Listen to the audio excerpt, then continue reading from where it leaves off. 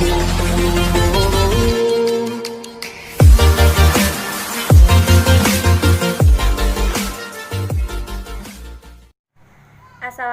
warahmatullahi wabarakatuh. Perkenalkan, saya Rahma Cahyani dari Fakultas Ekonomi dan Bisnis Islam di UIN Imam Bonjol Padang. Kali ini saya akan menyampaikan 3 materi untuk memenuhi mata kuliah Syarah Hadis Ekonomi dengan Ustadz Dedi Afdal, LC MUD. Untuk itu, jangan lupa like, komen, dan subscribe channel ini. Semoga bisa bermanfaat bagi kita semua. Dan selamat menyaksikan.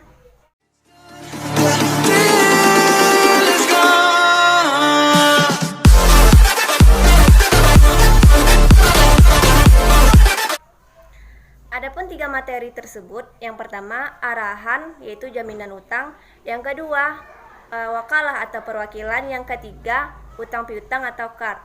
Yang pertama jaminan atau arahan, yaitu akad yang menjadikan suatu harta sebagai jaminan atas utang piutang yang kita lakukan, sehingga dengan harta itu utang dapat kita lunasi, dan jika utang tersebut tidak dapat kita lunasi oleh pihak yang berutang. Adapun hadisnya yaitu A'udzubillahi minasyaitonirrajim. Bismillahirrahmanirrahim. An Anasin radhiyallahu anhu qala laqad rahanan nabiyyu sallallahu alaihi wasallam dir'an lahu bil Madinah inda Yahudi wa akhaza minhu sa'iran bi ahlihi. Artinya, dari Anas, semoga Allah meridhoinya.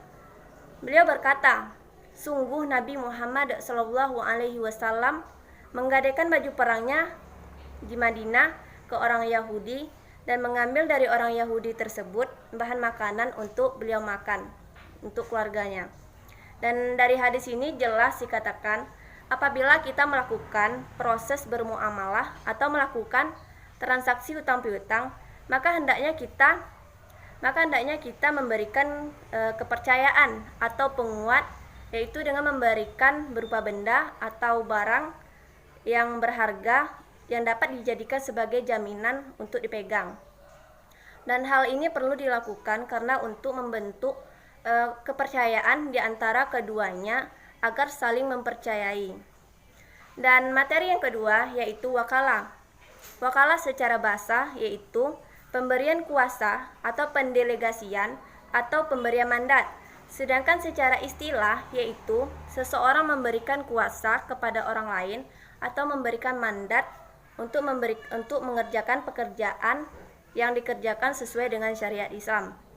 Adapun dalil yang memperjelas yaitu terdapat dalam Quran surat An-Nisa ayat 35 yang berbunyi A'udzubillahi minasyaitonirrajim. Bismillahirrahmanirrahim.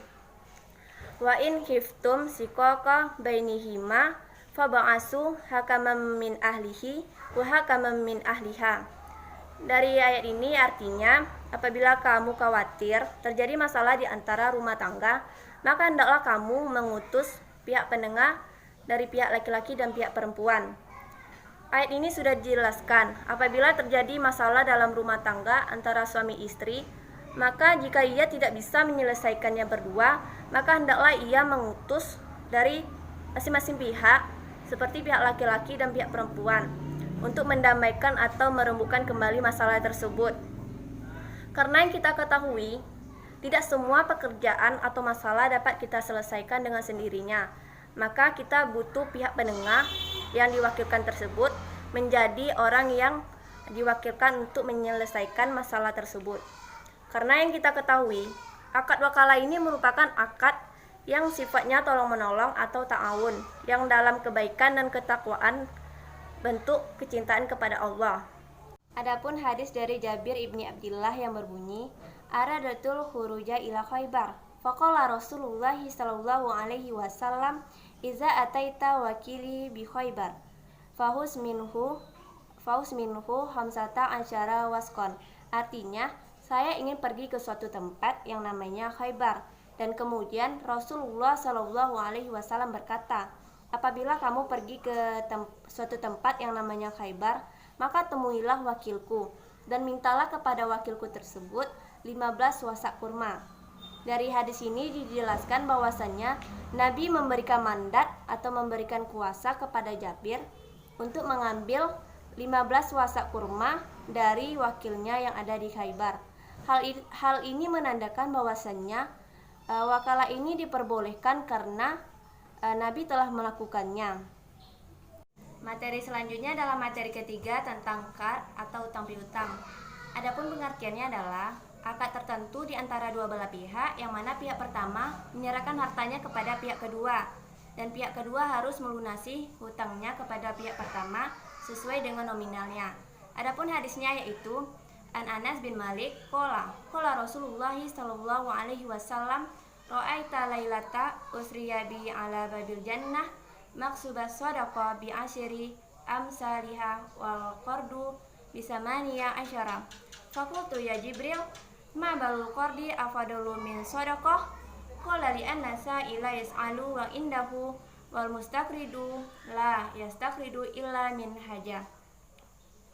Dari Anas bin Malik, ia berkata, Rasulullah Shallallahu Alaihi Wasallam bersabda, pada malam aku diisrakan, aku melihat di atas pintu surga tertulis, sedekah akan dikalikan menjadi 10 kali lipat dan memberi pinjaman dengan 18 kali lipat. Maka aku pun bertanya kepada Jibril, wahai Jibril, apa sebabnya memberi hutang lebih utama ketimbang sedekah? Jibril menjawab, karena saat seorang peminta meminta, terkadang ia masih memiliki harta, sementara orang yang meminta pinjaman, ia tidak meminta pinjaman kecuali karena ada butuh. Hutang piutang merupakan muamalah yang tidak bisa dihindarkan dalam kehidupan sehari-hari, dan hutang piutang ini merupakan akad ta'awun dan tabaruk, yaitu tolong-menolong atau sosial. Orang yang memberikan hutangannya kepada orang yang membutuhkan, itu adalah pahalanya sangat besar dibanding memberikan kepada orang yang minta-minta. Dan adapun kesimpulan dari ketiga materi tersebut, yang pertama, arahan atau jaminan. Kesimpulannya, apabila kita melakukan proses bermuamalah, jangan lupa kita harus memberi jaminan kepada orang tersebut agar orang tersebut percaya kepada kita. Dan wakalah, setiap pekerjaan yang kita lakukan tentu tidak mungkin selalu bisa atau sempurna. Tentu akan membutuhkan bantuan dari orang lain. Dan hal tersebut kita membutuhkan pihak orang lain untuk mengerjakan sesuatu pekerjaan yang layaknya bisa ia kerjakan. Yang ketiga, al-qard atau utang piutang. Janganlah meminta imbalan jika ada keterlambatan dalam membayar hutang, karena jika diminta lebih maka bisa saja jatuh ke riba atau adab jahiliyah.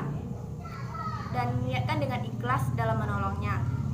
Itulah kesimpulan dari ketiga materi saya. Apabila ada salah dan janggal, saya mohon maaf. Wallahu muwaffiq ila aqwamit thoriq. Wassalamualaikum warahmatullahi wabarakatuh.